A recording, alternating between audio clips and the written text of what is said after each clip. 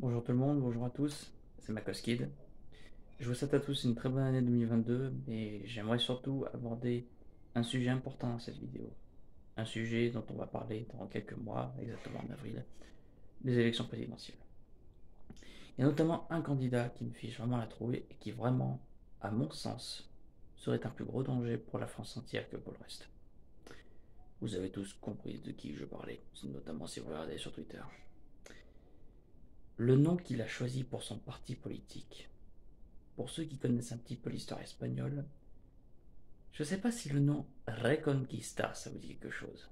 Moi oui. En fait, j'ai tout de suite pensé à ça quand il a donné le nom de son parti. Alors, la Reconquista en Espagne, c'est une période qui s'est étendue du 8e siècle jusqu'au 15e, si je ne dis pas de bêtises, voire 16e.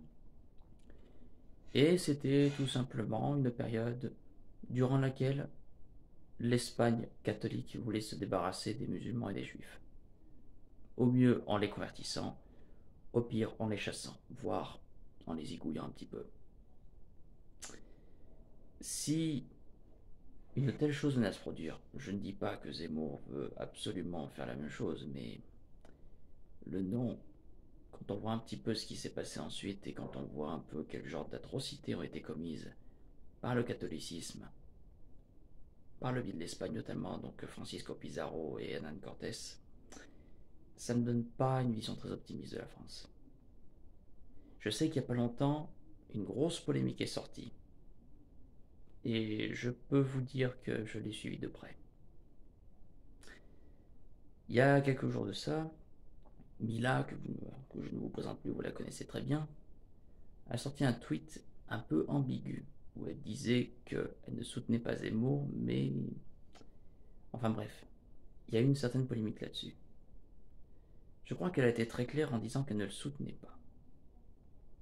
Mais évidemment, la plupart des journaux, notamment d'extrême droite, ou du moins ceux qui s'approchent de la droite, et notamment des chrétiens, disent qu'elle soutient Zemmour.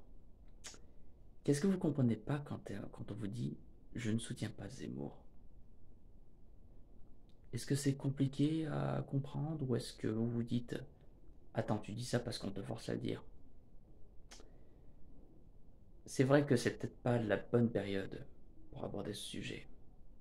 Mais de toute manière, vu que c'est dans pas longtemps, même si on vient de commencer l'année, il faut mettre les choses dans l'ordre. Je sais surtout une chose. Je sais que la plupart des gens qui suivent Zemmour et qui le soutiennent me font penser exactement au soutien de Trump.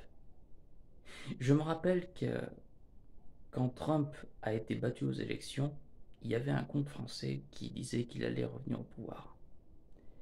Spoiler alert, ça va faire un an que Biden est au pouvoir. Et les comptes français pro-Trump, on ne les entend plus trop parler. Plus vraiment. Donc, à titre d'information, si jamais Zemmour venait à être battu aux élections, je connais quelques comptes qui vont sans doute se prendre une jolie petite vague de moquerie de ma part. Évidemment, je vais me contenter au strict nécessaire, mais juste de quoi bien foutre le bordel. Mais sinon, d'ici là, encore une fois, très bonne année 2022 à tous. Et nous verrons qui sera président.